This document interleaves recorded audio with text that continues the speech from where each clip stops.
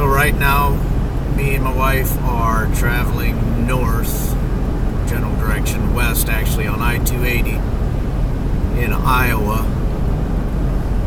American Honda is behind us, and we are approaching Kimberly Road.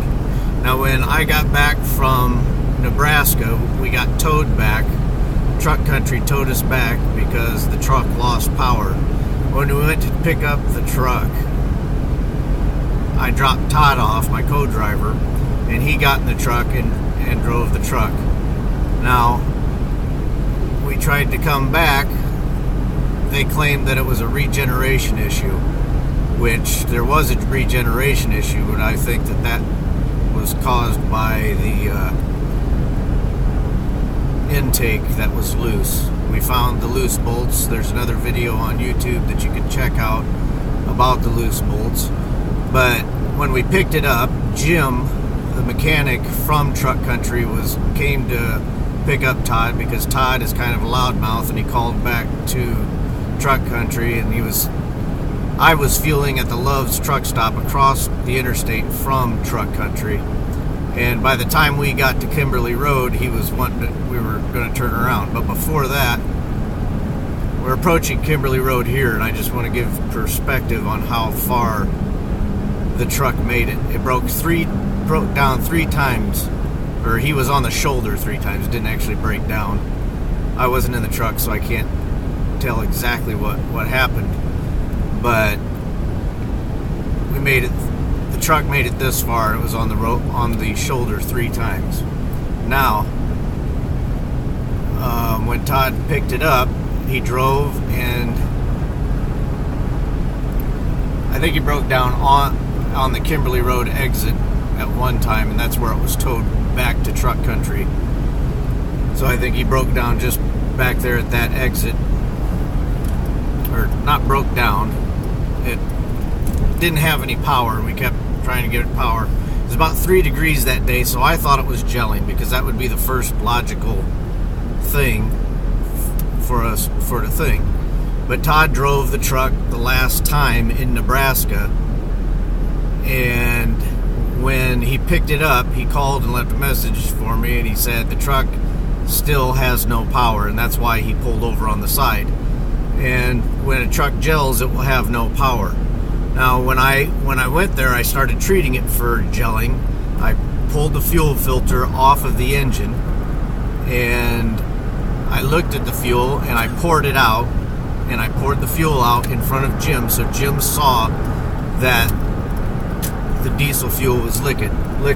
Now, we just jumped on I-80 heading east, and you can't really see, but over here is where we broke down the second time, or not broke down, but he pulled over on the shoulder, because it had no power. And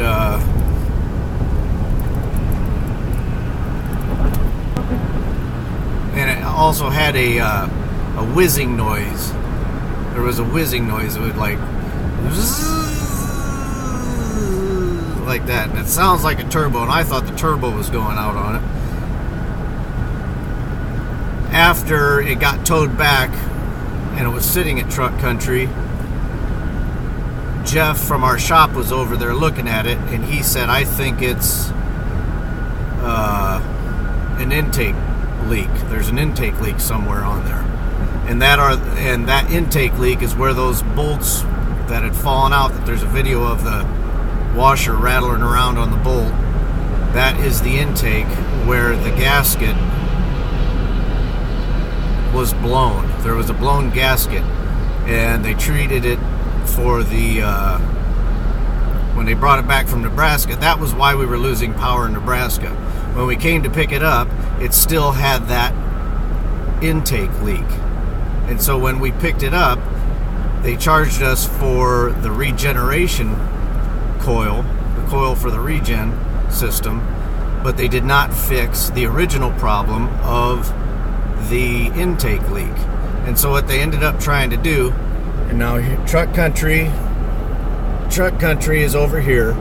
Here's the Flying J, and this is where Todd was. He was on the westbound side on the shoulder, just getting onto the ramp. And now we're going to see how far he made it away from truck country.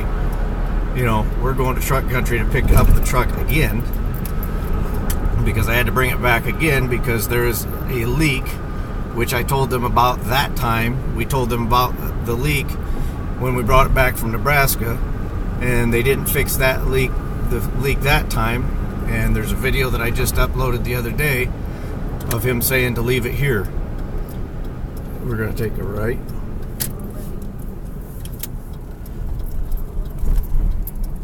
So truck country is directly in front of us now.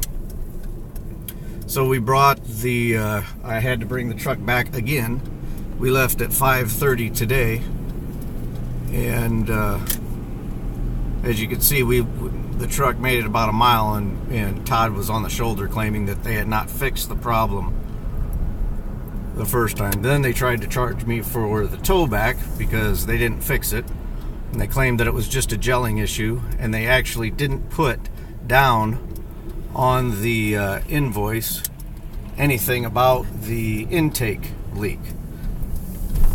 And they tried to charge me for it, and I refused to pay for it, and we argued with them, and they didn't charge us for the tow back or the gel. Alright, take a left here. I called him on Friday when I dropped the truck, and I told him I was going to be here Saturday afternoon. It's 6 o'clock now on Sunday because I have to go to work tomorrow, and I'm wondering what I'm going to find when I walk in here. If they even looked at it, or I told them to have it back together by... There's my truck. So I'm going to just pull up toward that man door. I need to go in and ask him for the keys and stuff. What is that? Low fuel? Alright. Well, so he said he was going to call me, but I got no call, so my guess is they didn't touch it. But we'll go in and see. There's my truck. I think it was parked over there, so maybe they did look at it. Let's go see.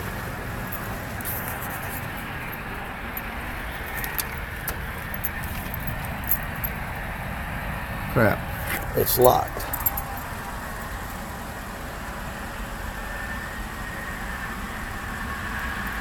So we just, anyway, so they're closed.